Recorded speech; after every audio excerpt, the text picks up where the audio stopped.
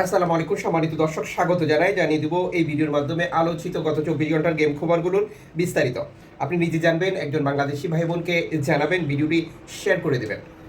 জানুয়ারি মাসের 8 তারিখ আপনি কোন দেশ থেকে এই ভিডিওতে যুক্ত হয়েছেন কমেন্টস করুন, ইনশাআল্লাহ আপনার কমেন্টসের রিপ্লাই করবো আমরা।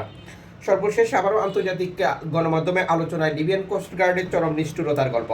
নেদারল্যান্ডসের সন্দেহভাজন একটি চক্রের বিরুদ্ধে অভিযোগ আনা হয়েছে, যারা লিবিয়ায় অবস্থানরত শরণার্থীদের অত্যাচার, মুক্তিপণ এবং তাদের পরিবারের কাছ থেকে জোর করে টাকা আদায় করে নিচ্ছে, যেটি সম্পূর্ণ ইউরোপের যে বাইরের নীতি।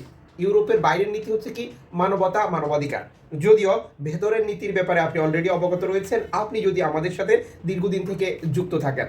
তথাকথিত চুক্তির নামে আফ্রিকার উপকূলীয় প্রত্যেক দেশে অনুদান দেওয়া হচ্ছে।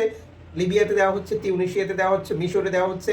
এভাবে যে দেশগুলো ব্যবহার করে অভিবাসীরা ইউরোপে আসতে চায়, সেই দেশগুলোতে অভিবাসীর বিরুদ্ধে ম্যাচাকার চালানোর জন্য মূলত এই ধরনের উদ্দেশ্য। যদিও এটা আনঅফিসিয়ালি, ভেতরগতভাবে কূটনৈতিক প্রচেষ্টার একটি অংশ, যেটা বাইরে থেকে আমরা দেখতে পাই না বা বুঝতে পারি না।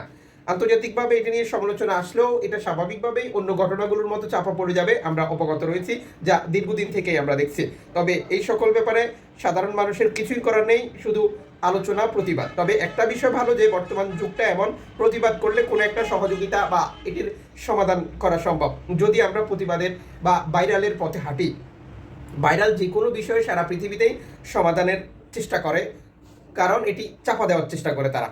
এদিকে মাল্টা কর্তৃপক্ষের বিষয়ে আবারও অভিযোগ এসেছে। মাল্টা যখন তাদের উপকূলে অভিবাসী এনজিও সংস্থার নৌকাগুলো শনাক্ত করে, তখন লিবিয়ান কোস্টগার্ডকে খবর দেয়, তিউনিশিয়ান কোস্টগার্ডকে খবর দেয়। তাদেরকে খবর দিয়ে মূলত নৌকায় থাকা অভিবাসীদেরকে আটক করিয়ে দেয়। বা স্বাভাবিকভাবেই লিবিয়ান কোস্টগার্ড, তিউনিশিয়ান কোস্টগার্ড অভিবাসীদেরকে ধরলে, নিয়ে গেলে সেখান থেকে আবার তাদের জীবনে নেমে আসে দুর্বিষহ যন্ত্রণা, অত্যাচার, মুক্তিপণের মতো ঘটনাগুলো। আর মাল্টা কর্তৃপক্ষ 2020 সালের পর থেকে এই জঘন্য বা ন্যাক্কারজনক ঘটনাগুলো ঘটিয়ে যাচ্ছে। মূলত এই দ্বীপরাষ্ট্রটি শরণার্থীদের কোনোভাবে সহযোগিতা করতে চান না। আবার বিপরীত চিত্রে বর্তমান যে প্রধানমন্ত্রী রয়েছেন, তিনি সম্পূর্ণ ডানপন্থী, যেটা লাইক ইতালির জর্জিয়া মেলোনি, গ্রিসের প্রধানমন্ত্রী, অথবা বর্তমান ইউরোপের বহু দেশেই বর্তমান ডানপন্থী সরকার প্রধানরা ক্ষমতা পরিচালনা করছে। তারা মূলত অভিবাসীদেরকে ইস্যু হিসেবে ব্যবহার করে রাজনৈতিক ফায়দা লুটার চেষ্টা করে, যা প্রতিনিয়তই ইউরোপের দেশগুলোতে বৃদ্ধি পাচ্ছে। এদিকে আফ্রিকার বিভিন্ন দেশ থেকে স্পেনের উপত্যকা দ্বীপগুলোতে শরণার্থী গেমে অংশগ্রহণ করে রেকর্ড পরিমাণ অভিবাসী 2026 সালের প্রথম থেকে দুর্ঘটনা এবং মৃত্যুর মুখোমুখি নিয়ে তথ্য প্রকাশ করেছে স্প্যানিশ কর্তৃপক্ষ সালভেন্টো ম্যারিটিমো।